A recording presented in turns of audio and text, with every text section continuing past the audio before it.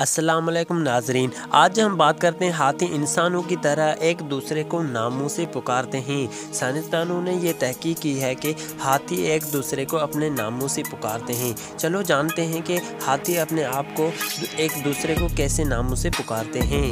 سائنسدانوں کا کہنا ہے کہ نام ہاتھیوں کو ایک دوسرے کے دور سے رابطہ کرنے میں مدد دیتے ہیں۔ نئی تحقیق میں انکشاف کیا گیا ہے کہ ہاتھی انسانوں کی طرح بعض دوسرے جانور ہیں جو ایک دوسرے کو ناموں سے پکارتے ہیں۔ یہ تحقیق اس لیے بھی اہم ہے کہ جانور کے تمام انواع میں زبان کے ارتقاء پر مزید روشنی ڈالتے ہیں۔ دیگر ماہرین کی جانب سے بھی جائزہ لیا گیا ہے کہ مطالعہ جو بائیوریکسیو میں شامل ہونا ہے۔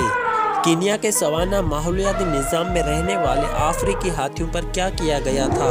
محققین نے دیکھا کہ ان ہاتھیوں نے انفرادی طور پر ایک دوسرے کو آواز کا استعمال کرتے ہوئے ایک دوسرے کو مخاطب کیا۔ سائنسدانوں نے یہ جاننے میں خاص طور پر دلچسپی لی کہ آیا ایک ہاتھی کی طرف سے دوسرے کے لیے پکارنے والی آواز اس کی اپنی آواز کی نقالی تو نہیں، جیسا رجحان ڈولفن اور طوطوں میں بھی دیکھا گیا ہے۔ تحقیق میں شامل امریکی ڈولورائٹ ٹیسٹ یونیورسٹی اور دیگر محققین نے مطالعے میں لکھا، ہماری معلومات کے مطابق مطالعہ انسان کے علاوہ دیگر ایک ہی انواع کے جانوروں میں پکارنے والے کی نقل کے بغیر ایک دوسرے کو ناموں سے پکارنے کا پہلا ثبوت پیش کرتا ہے۔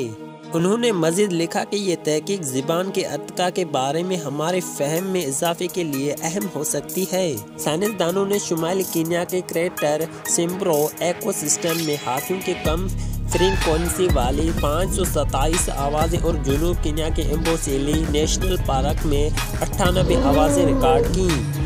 انہوں نے الگ الگ ہاتھیوں کے لیے مخصوص آوازوں کی نشاندہی کی اور معلوم کیا کہ یہ ہر ایک کے لیے مختلف آوازیں استعمال کرتے ہیں۔ سائنسدانوں نے ان آوازوں کے لیے مخصوص خصوصیات کی پیمائش کی اور ڈیٹا کے مطابق ان کی جانچ کی پکارے جانے والے ہاتھی کی آواز کی شناخت کا اندازہ لگانا ممکن تھا یا نہیں۔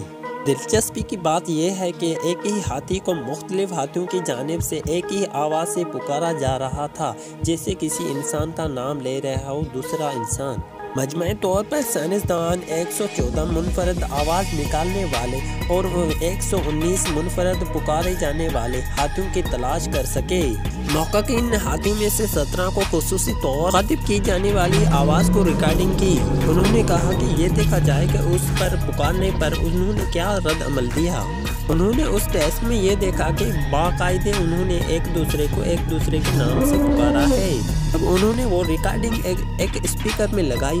اس ریکارڈنگ میں جس ہاتھی کا نام تھا وہ پہلے اسپیکر پر پہنچے۔ محققین کا خیال ہے کہ نام رکھنے سے ہاتھیوں کو ایک مخصوص ہاتھی کی توجہ دلانے پر مدد ملتی ہے۔